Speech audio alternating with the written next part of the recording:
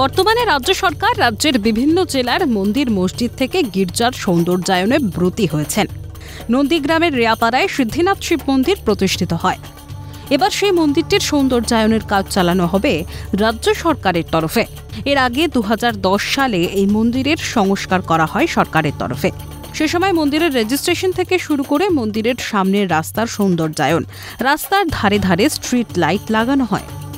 10 সালে আমাদের society registration হয় রেয়াপাড়া সিদ্ধনাথজি মন্দির কল্যাণ সমিতি, এবং রাজ্য সরকার ক্ষমতায় আসার পর থেকে এই এলাকার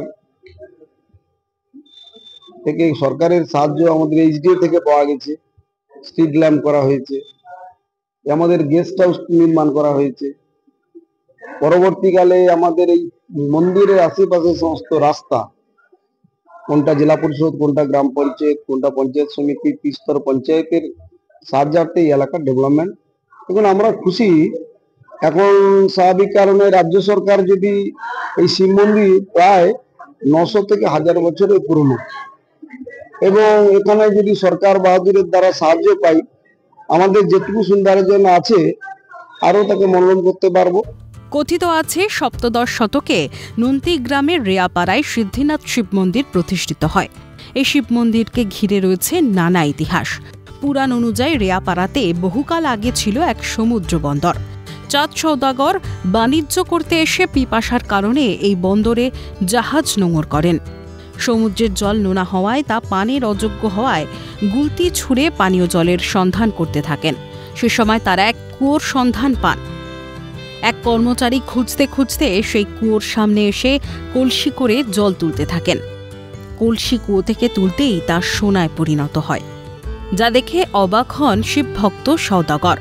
রাতে তাকে স্বপ্নাদেশ দিয়ে ওই স্থানে মন্দির তৈরির আর্জি জানান স্বয়ং মহাদেব।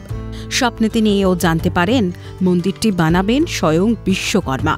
তবে বিশ্বকর্মা তাকে জানান মন্দির তৈরির কাজ সম্পন্ন না হওয়া পর্যন্ত সওদাগর সেই স্থানে যেন না যান।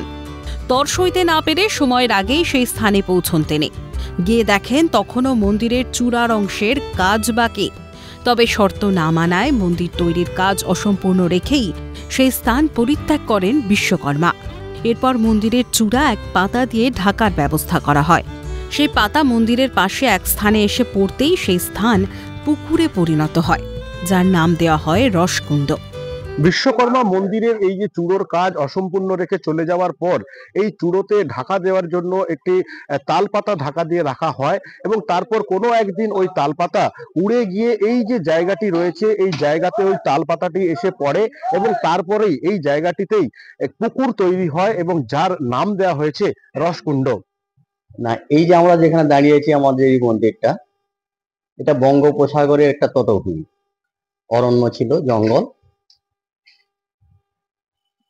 এটা ষোড়শ বা সপ্তদশ শতাব্দীর মধ্যে এই মন্দিরটা সৃষ্টি হয়েছে। এইরকম একটা সম্ভাবনা সূত্র পাওয়া গেছে। কিরকম না, তখন যে মঙ্গল কাব্য, বেহুলা লক্ষীন্দ্র, চাঁদ সওদাগর এদেরকে নিয়ে যে মঙ্গল কাব্য, সেই মঙ্গল কাব্যের সূত্র দেখে, সেই সূত্র সংগ্রহ করে তার থেকে যে ভিত করে যেটা বোঝা যায় যে একসময় চাঁদ সওদাগর তার বাণিজ্যের জন্য তাম্রলিপ্ত বন্দরের দিকে তার জাহাজ গেছিল, তমলুক যেটা।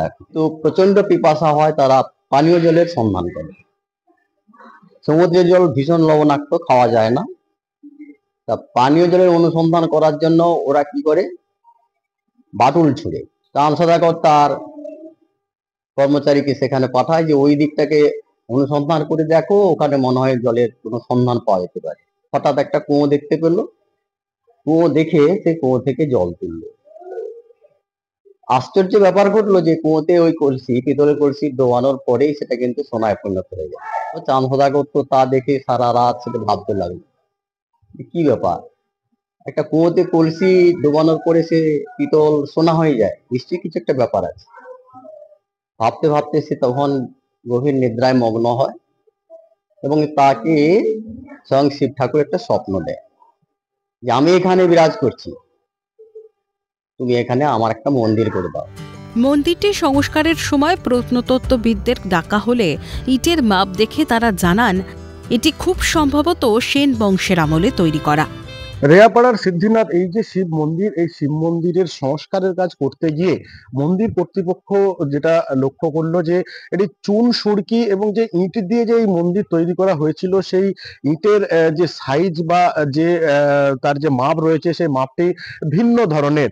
তখনই কিন্তু মন্দির কর্তৃপক্ষ যে সমস্ত প্রত্নতাত্ত্বিকবিদ যারা রয়েছে তাদেরকে মন্দিরে তাদেরকে নিয়ে আসা হয় এবং তারা পুরো বিষয়টি খতিয়ে দেখে মন্দির কর্তৃপক্ষকে যেটা জানায় যে খুব সম্ভবত এই যে মন্দির, এই মন্দির করে তোলা হয়েছিল সেন বংশের আমলে। মন্দিরের সৌন্দর্যায়ন হলে বাড়বে দর্শনার্থীদের সংখ্যাও, ফলে লাভের মুখ দেখবেন আশাবাদী মন্দির সংলগ্ন ব্যবসায়ীরা। আমরা 100% খুশি আছি তো, এবং এটা তো কি বলে খুব ভালো, এই পরিবেশও ভালো আছে, এখানে সব উন্নতির জন্য করছেন, মানে খুব ভালো। প্রচুর যাবে আগের চেয়ে এখন যাত্রী তো হচ্ছে, আর এটা হলে তো আরো খুব ভালো, প্রচুর যাত্রী আসবে আর আমাদের বিক্রিও বাড়বে তখন। সরকারি হস্তক্ষেপের খবর শুনে খুশি পুণ্যার্থীরাও। মন্দিরের উন্নতি হলে এখানকার মানুষেরও আর কি বলতে গেলে এখানে ডেভেলপমেন্ট হবে। এখানে যারা ঘুরতে আসবে, যারা এখানকার মন্দিরটা দেখেও বুঝবে যে হ্যাঁ এখানে কিছু একটা উন্নতি হয়েছে। 2010 সালের পর বিভিন্ন সময়ে এই যে রেয়াপাড়ার শিব মন্দির, এই শিব মন্দির সংস্কারের কাজ হয়েছে। বর্তমানে রাজ্য সরকার এই মন্দির সৌন্দর্যায়নের জন্য আবারও উদ্যোগ গ্রহণ করেছে। রাজ্য সরকারের এই যে উদ্যোগ, এই উদ্যোগকে সাধুবাদ জানিয়েছে মন্দির কর্তৃপক্ষের পাশাপাশি এলাকাবাসী। নন্দীগ্রাম থেকে রামেন মাইতি, ক্যালকাটা নিউজ।